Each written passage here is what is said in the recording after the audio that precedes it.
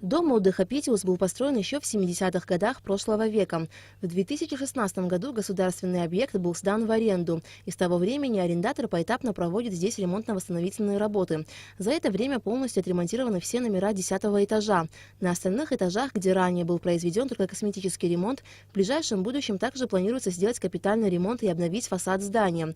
Территорию дома отдыха «Питиус» во время сильных штормов часто заливало, поэтому здесь были произведены и берегоукрепительные работы. Там у нас стояли апатские, рестораны стояли, много зданий было, их полностью снесло. И вот мы решили укреплять, привезли инженера сюда, он посмотрел, сказал, нужен бетон, то есть нужно заливать. И начали заливать полностью все. Где-то 120-130 метров мы залили только бетона туда. Плюс построили здания, рестораны, длина где-то 75 метров здания этого. Плюс апатские еще, то есть очень много чего построили. Но трудности заключаются в деньгах. Потока людей такого нету, отдыхающие бывают чего-то боятся, там услышат по телевизору, и может человек 100 просто сдать путевки, и у нас убытки идут. Потом уже наш директор Руди Хагуш, он свои деньги берет и начинает вкладывать свои деньги в объект. И это каждый год у нас. Территория дома отдыха «Питиус» занимает более 6 гектаров, на которой, кроме пансионата, расположился и субтропический парк с тенистыми беседками и экзотическими растениями, в том числе с пицунской сосной. На территории дома отдыха есть спортивные площадки, бассейн. Их также планируется обновить. По сметам, актам выполненных работ сегодня, которые мы приняли, проведены работы более чем на 52 миллиона рублей. Работы продолжаются. Арендатор у нас прекрасные взаимоотношения. Мы работаем тесно. Все сметы предоставляются в срок. Если какие-то задержки есть, мы идем на уступки, подписываем дополнительные соглашения. Пансионат «Литфонд» или Дом творчества писателей в Пицунде, как его называли в советские времена, основан в 1951 году. В свое время Здравница была любимым местом отдыха советских и зарубежных поэтов и писателей. В 2002 году пансионат, являющийся государственной собственностью Республики Абхазия, был передан в аренду Ассоциации предприятий Минатома, являющимся структурным подразделением госкорпорации «Росатом».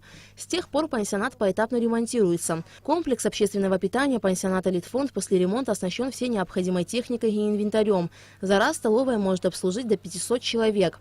Отремонтирован актовый зал вместительностью 250 человек. Благоустроена территория пансионата, заменены коммуникации. На 10, 11 и 12 этажах завершен капитальный ремонт номерного фонда. На каждом этаже расположены 20 номеров стандарт, по одному номеру люкс и 3 полулюкса. Двухкомнатные номера повышенной комфортности разделены на 2 зоны – гостевая и спальня. Номера оснащены качественной бытовой техникой, сантехникой и мебелью.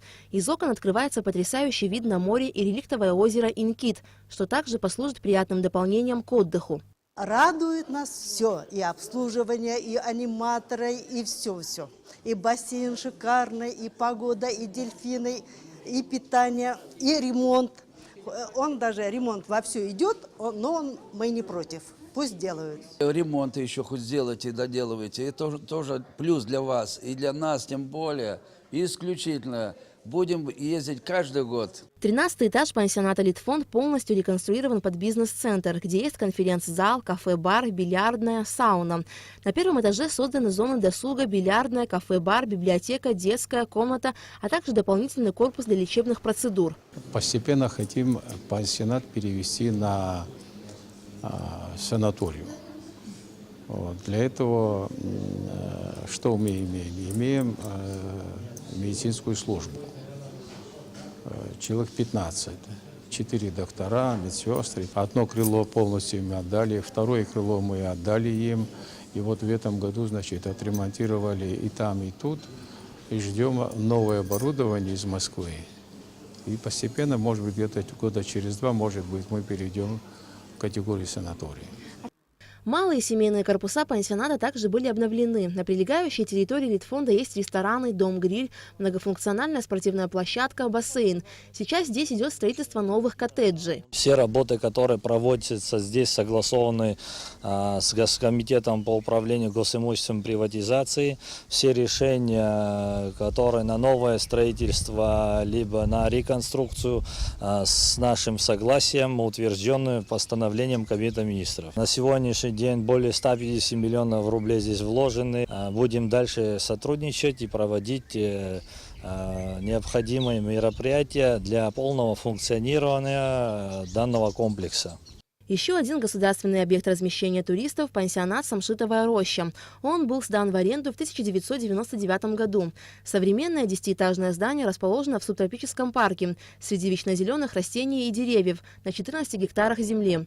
После проведенной реконструкции и обновления номерного фонда пансионат «Самшитовая роща» вышел на европейский уровень. Одновременно в пансионате могут разместить порядка 800 человек. Здесь 386 номеров разных категорий, оснащенных необходимым набором мебели и техники. На территории пансионата также открыли современный медицинский центр. Лечебно-диагностическое отделение. Тут 3 профиля лечения. Кожные заболевания, легочные заболевания и лечение опорно-двигательного аппарата. Вот в этих 3 направлениях мы специализируемся в этом сезоне. В следующем сезоне мы будем привозить дополнительные медицинские программы.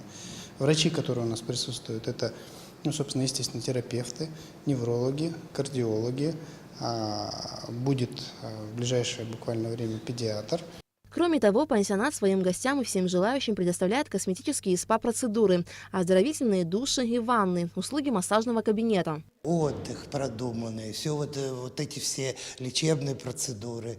Очень нравится массаж. Вот сегодня посетил хамам, помолодел лет на 5.